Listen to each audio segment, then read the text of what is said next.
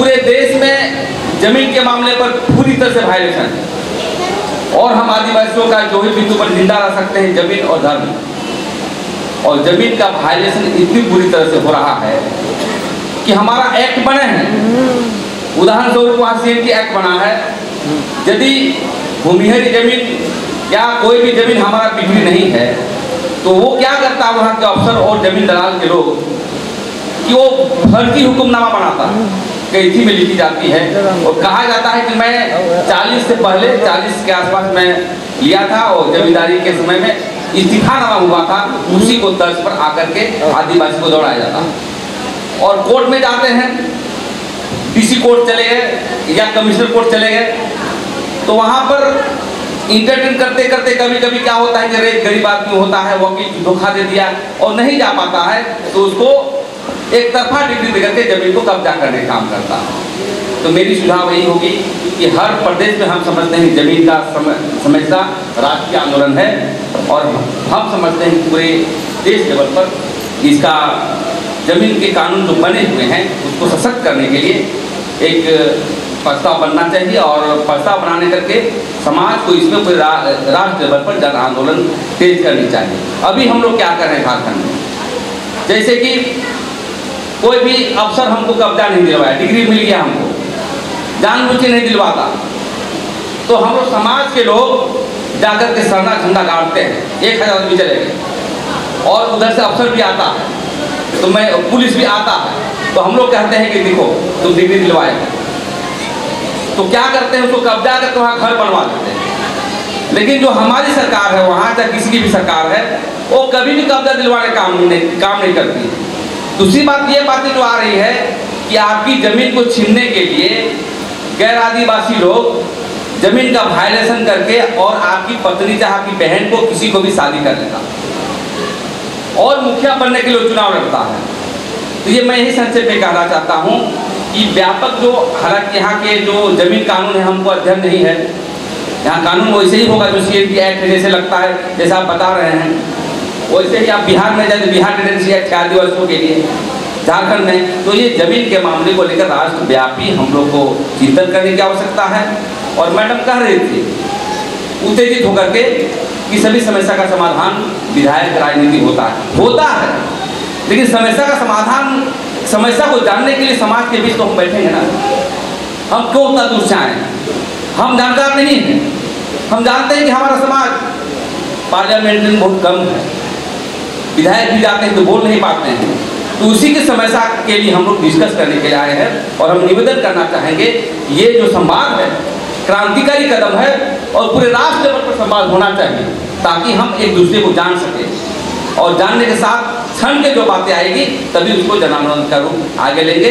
इसलिए जमीन के मामले को लेकर के मेरा सुझाव यह है कि इसको भी लेकर के यदि आप केंद्र सरकार को या राज्य सरकार को यदि आप इस मार्ग पर सौंपते हैं तो जमीन का कड़ा से कड़ा कानून जो बने हुए हैं उसको लागू किया जाए। इसी को लेकर के जो है हम लोग वापस में संवाद बनाएं। धन्यवाद।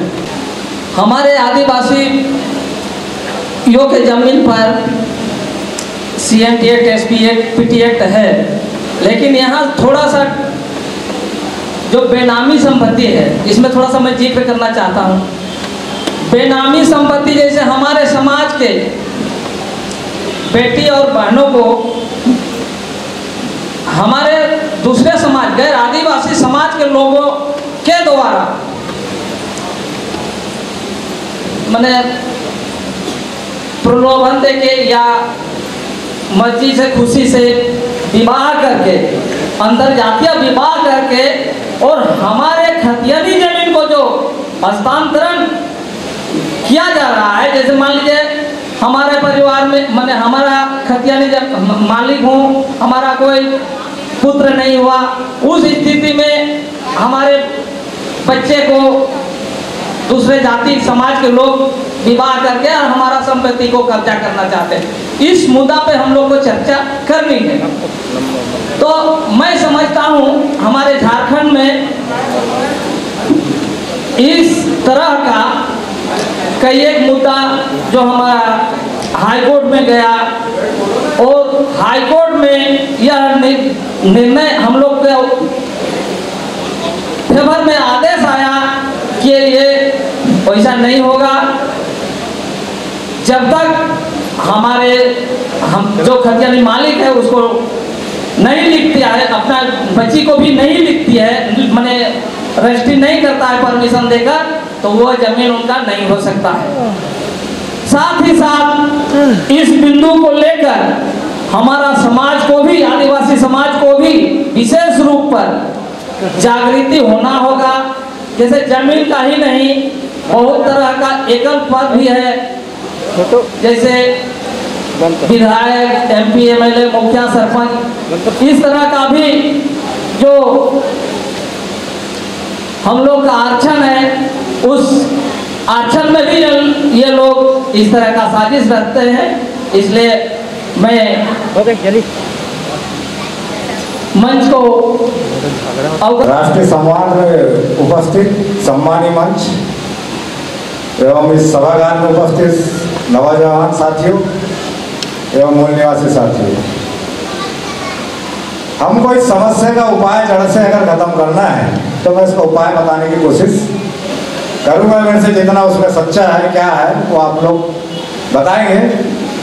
इसके पहले अपने को ये समझना होगा कि इसके पहले हमारा जो है आज संवाद का जो मामला आया है, इसके पहले हमारे देश में कौन सा संविधान था और उसमें हमको क्या मान सम्मान मिले थे, पहले क्लियर होना चाहिए कि इसके पहले हमारे साथ क्या न्याय हुआ और आज जो संविधान लागू हुआ है इसमें हमको क्या मान सम्मान मिला हुआ। मर्सकोले जी, ये राष्ट्रीय संवाद है, यहाँ हमको रेजोल्यूशन पास करना है। आप जानकारी वाली बात करेंगे, हम बहुत सारी जानकारी जानते हैं, हम आप लोगों के बीच से यहाँ पे एक रेजोल्यूशन बनाना चाहते हैं, उस पर बात करिए। इतिहास पे जाएंगे तो हम रेजोल्यूशन कभी नहीं बना सकते। संवाद का मामला है, वर्तमान की स्थिति को देखते हुए आप बात करिए और उसके समस्या को हल करने की वाली बात करिए। हाँ, संवाद में ये है कि अगर कोई रास्ते को अगर ऊपर ले जाना है तो हमको संविधान का सहारा लेना पड़ेगा, और जो हमारी समस्या 75 साल से हमको कुछ नहीं मिल रहा है और क्रियान्वयन क्यों नहीं हो रहा है, 1 पॉइंट से लेकर 20 पॉइंट तक यही शब्दों का उपयोग हो रहा है कि क्रियान्वयन का पालन क्यों नहीं किया जा रहा है। तो हमको दोस्त कौन है, दुश्मन कौन है, समाज को बताना होगा। और इस देश में जो हमारी व्यवस्था, जो हमारी समस्या को आगे नहीं लाने दिया जा रहा है, उसका कारण है। मर्सकोले जी, दोस्त कौन है, दुश्मन कौन है, ये पूरे बुद्धिजीवी वर्ग बैठे हैं, सब बैठे हुए। इसका उपाय तो देखिए, भाषणबाजी जब करेंगे ना, जब आम जनता बैठती है जिसमें लिटरेसी नहीं है, जिनको जानकारी नहीं है, उनके सामने उनको बोलने के लिए ठीक है। क्रियान्वयन करना है तो हमको संविधान का सहारा लेना पड़ेगा, जो मूलभूत अधिकार दिए हुए हैं, वही आखिरी उपाय है। इसके अन्यथा कोई उपाय नहीं है। जो हमको अधिकार दिए हैं, जो आज जो भी मांग करें, अपन जो भी मांग करें, तो वो संविधान के प्रारूप में हम लोग आते हैं और संविधान ही हमारी सुरक्षा करता है। इस बात की सत्यता, यही बात को रखकर मैं अपनी बात को समाप्त करता हूँ। जय सेवा, जय भारत, जय संविधान। धन्यवाद।